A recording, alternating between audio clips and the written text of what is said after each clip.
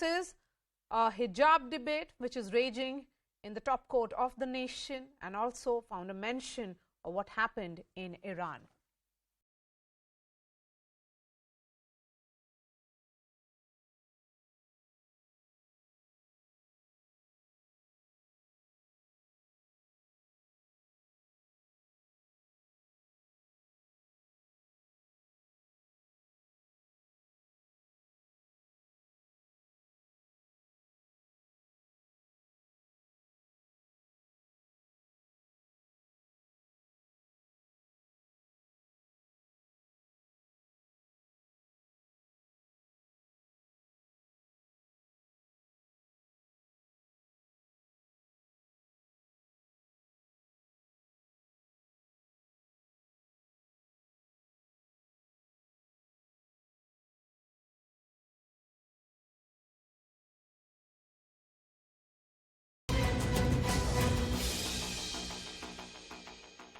The Solicitor General of India, Tushar Mehta, representing the government of Karnataka, today cited the ongoing anti-hijab protests in Iran, stating that in Islamic theocracies, women are fighting against what they call is an oppressive practice. Remember, protests erupted after 22-year-old Mahsa Amini died after she was arrested by the country's morality police. Tushar Mehta pointed the finger at the Popular Front of India, claiming it engineered a movement to get people to wear a hijab, adding that the protests weren't a spontaneous act by some students. He also argued that wearing a hijab is not an essential religious practice in Islam, citing the Karnataka High Court ruling back in March, which ruled that it is not protected under Article 25.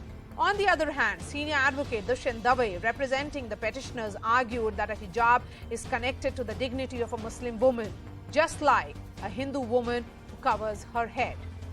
Dave argued that girls wearing hijabs in school do not violate anybody's peace and safety. The debate will continue in the court tomorrow because the hearing is on, but it rests on a few fundamental questions. Is the hijab a symbol of dignity? Is it a tool of oppression? Is wearing a hijab a choice? And most importantly, which is bigger, the rules of an institution or the individual right to express faith. Joining me on the show, Shatabdi Shivanna is an advocate who appeared for the hijab petitioners. Advocate Nilofer Masood is a social activist. We also have Zeenat Shaukat Ali, director of Wisdom Foundation, Laura Hart, director at the European-based human rights NGO Safeguards Defenders, joining me from Rome. We also have Mursal Noorzai. She's an activist, joining me from Munich. I'm going to come to you, Laura Hart, first. What's happening in Iran is almost a moment which is being seen as similar to Arab Spring, which will change the entire direction in which women will be seen in Iran from here onwards. Shouldn't there be more mobilization, particularly among other countries? Women in other countries should also stand in solidarity with the fight that has been undertaken by women of Iran. Well, we've seen this kind of movements springing up in Iran quite regularly over the past years. This is obviously an issue that has been going on for a very long time, since the late 70s. And it's inspiring, I think, to a lot of women to see them standing up time and time again, regardless of the severe repression they are facing. And I think, yes, as women, you are right, we should be standing up with them, standing for their rights, for religious freedom, for expression of religious freedom, as they see fit. Unfortunately, we do not see that happening too often, obviously, and this is an issue that happens with a lot of dictatorships around the world. You know, the willingness of good people, of people willing to stand up for human rights, to stand up when this also happens under the worst regimes, such as in Iran. I do think, and I just want to add a quick note, so we need to stand with the women of Iran. We need to make sure their voices are heard. We've seen the efforts, as we see every single time that protests erupt in because Iran. Laura, it takes the authorities' a lot of efforts courage to block to stand internet. up and put up a fight of this nature in an Islamic republic. That's what is happening in Iran. And I think women there need support from all of us in different countries, and particularly who are seen as progressive voices in the Muslim world. Dr. Zina Shaukat Ali, let me look at the Supreme Court and what is being seen as turning point in the arguments playing out in the apex court. Hijab being linked to dignity and dignity of women in 21st century. Isn't that really ironical? How is it really dignity? I think it is, it is the last lap of the argument. And I'm quite surprised that it was brought up in this particular fashion. Yes, a women's dress is dignified. Every kind of dress a woman chooses to wear is dignified, and as is the hijab. And, to make a particular reference only to one kind of dress, because after all, when we define dignity, what do you call it? It's a personal quality of working, of being worthy of honor. It is a mark of self-respect, a quality in which there is poise, there is decorum, and there is a grandeur, there is an authority, there is a rank, there is a self-respect, and there is a high repute. And it is a manner of speech. It is a dignity with which you conduct yourself. It is an etiquette. Now, how are all these can be fitted into Mr. Dave's description of only one form of a dress that a lady wears is more so, Shatabdi, we are looking at a time when women are fighting against an Islamic regime in Iran, saying that hijab is not a symbol of choice. For them, a 7-year-old is forced to wear a hijab, and then only she can study, then only she can step out of her home. That's regressive practice which is almost imposed on her. Why is it being given that kind of twist of choice here in India, in the arguments that are being made in the court? The fact is that these are teenagers. And now the Solicitor General has said that there are evident PFI links. The Campus Front of India is also active. That these girls did not wear hijab before 2022. All of a sudden they start wearing hijab.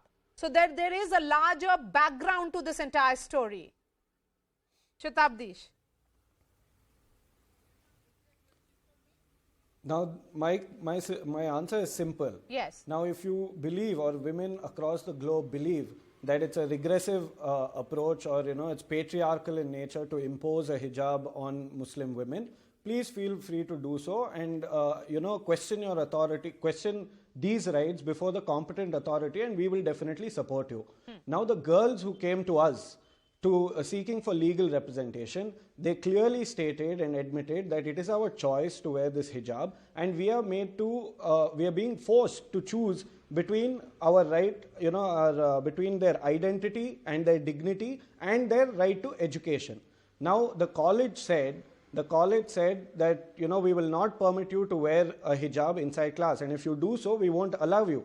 That is in clear violation of Article 19, and that is our primary argument. And just to counter your other question about the PFI, let me make it very clear that we have produced government, the very same PUC college had issued government college ID cards where these same girls were found to be wearing the hijab.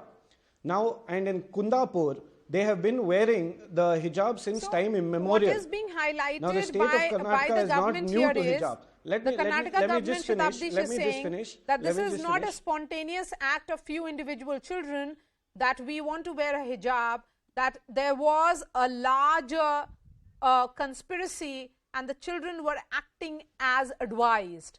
So they were acting at somebody's behest. Correct. Here PFI is playing a role. I will answer that question. The senior advocate Devdutt Kamath is arguing for a case of the Kundapur Muslim girl students. They were wearing a hijab from time immemorial in that government PUC college. Okay, and it's very inaccurate to say that there's a political conspiracy behind this, because many organizations have come in forward to support this cause. Let me make it very clear that when the PFI organization made ghastly remarks against the High Court judges, I was the one on your channel to dismiss and reject those ghastly remarks on this very same channel. And secondly, nobody, I was representing most of the petitioner girls, and nobody from the PFI or the CFI have tried to contact me. It is an attempt Yes. to, No, but it's a political conspiracy to derail the court. I am seeing something problematic. In a society such as Afghanistan, women were seen to be interacting with men studying in Kabul University and other universities. After the Taliban regime, women and men are separated. They are also, being told to stay at home, no education for girls. That's the new Taliban. The Taliban regime has done that to women. We are also seeing very regressive practice which has led to almost a rebellion which is happening, a movement which is playing out in Iran. And here, why should hijab then be linked to education at all? Because the purpose of uniform here is uniformity, that all girls, irrespective of religion, caste, creed, should be seen as entering a school's building, and they are all part of the same education system. So, Nilofer, why are we even going in that direction? When girls never wore a hijab or a burqa, they are moving in that direction, and the entire society and the so-called choice brigade are encouraging that argument. See, I'll not talk about Afghanistan because they have set rules there, and it is Islamic regime which is going over there. Yeah. We are secular country. In the ragging debate or the right of hijab in India, what we are actually missing is the idea of tolerance. For the multi-ethnic polity such as like India, tolerance is the foundational stone of the fundamentalist canon, the negation of which in fact renders the basic idea of democracy as viscous and meaningless. So before we are trying any experiment, it is very important that for tolerant society and polity, it is both prudent and desirable that before prescribing a practice, it is important to undertake cost benefit analysis. If that would have been done in this particular case, then these things would not have happened. Okay. See, we have our Mursal set and own, Laura, and I'm going to go back to them. I'm going to come to you in just a bit. Yes, Nilofer, quickly, 30 seconds.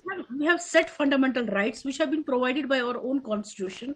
There is no such law and order situation which has arisen because some females have chosen to cover their head. So if they intend to have the right to education, if they intend and choose to cover their heads, no, but the problem here is that the girls are making the argument that that education, they are ready to give up their education, but they believe in wearing hijab. So that's where the problem is. And in a country such as Iran, girls do not have that choice. So is this more of, problem here is that we are not seeing the bigger picture. We are seeing it from the prism which is taking the country in a direction that you would not really want to see 5 years, 10 years down the line. Mursal, you are seeing the argument in India, and that juxtaposition becomes important. Women in Iran giving up their hijab, burning their hijab, fighting it out, and here there are a group of petitioners, young girls, school students, fighting for hijab. Mursal. Thank you for having me. I think in what happened in Iran was once again shocking, but not unfamiliar. We are all familiar with such scenarios taking place in Iran. Similar case happened a couple of years ago in Afghanistan. I think the name of the girl was Farhanda. Now, Iran is a population, the female population of Iran is around 42.12 million, which is around the half of the population of the country. Yes. And why I'm saying this is because, and you cannot force the 42.12 million people population of your country to do certain things. Now, forcing anything in any religion is not allowed, whether something is in religion or not in the religion. The point is, you cannot force people to do certain things. It might be in religion, but how do you want to force in today's digitalized world, where we're talking about modern societies and sustainable societies, to force people to do certain or act certain ways or dress certain ways? Now, coming to Afghanistan,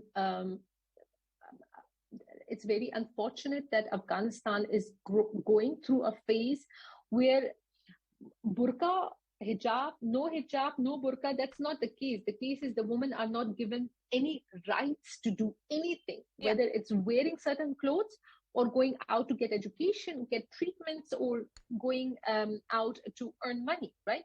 Now, what is happening in India, I might not be the right person to comment on that.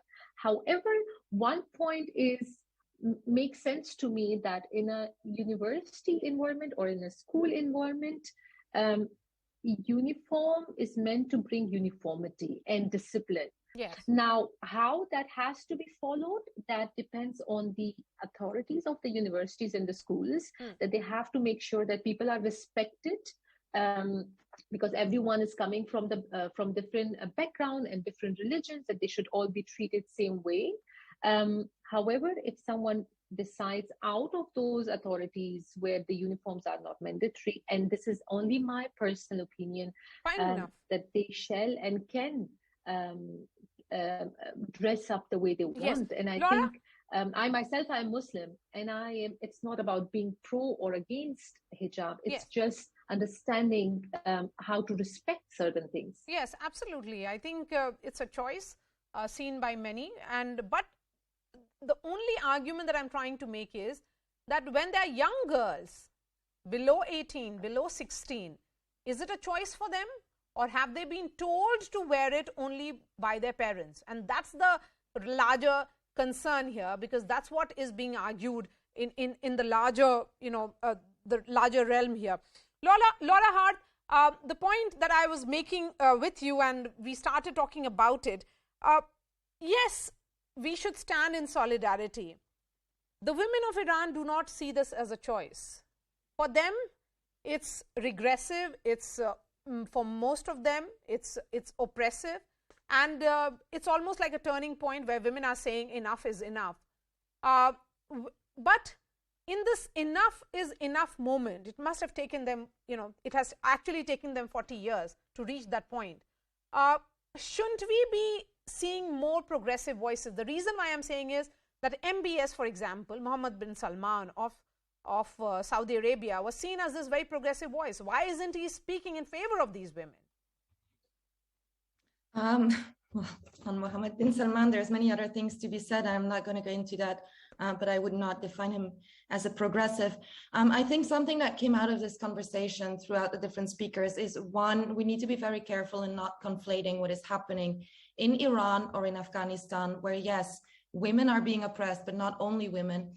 Entire peoples are being oppressed by the authorities into behaving in a certain way, into what they are free to say, to do, and so on. Now, that is very different, I hope, from what the situation in India is. So I think when we talk about the women in Iran, the women in Afghanistan, the women being oppressed in other countries, it's a different kind of debate. It's the negation of all personal freedoms, including the freedom to choose one's religion. It's my feeling that the debate in India is on the other side of the spectrum, and we want to ensure that people do have that freedom to choose their religion, their freedom to express their religion. When it comes to children, this is always a difficult debate.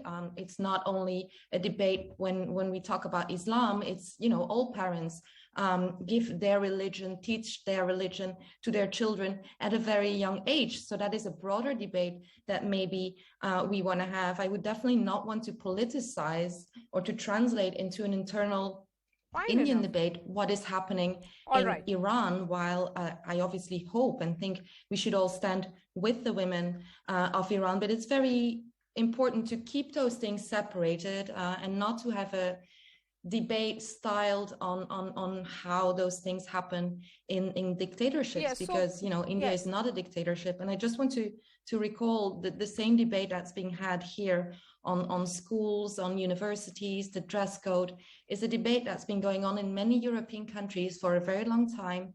Various European countries have responded in different ways. The Supreme Courts of different countries have reacted in different ways to the kind of uniforms that have been imposed. Some have upheld it, others have not. So this is an ongoing debate that is going on in the wider democratic world. All right. But I think terms Laura, in which we need to have that we have debate, really respectful run of the short of personal time. Thank you choices, so of much. personal freedom, Mursa and of religious freedom. Nurzai, Dr. Zina Shaukat Ali,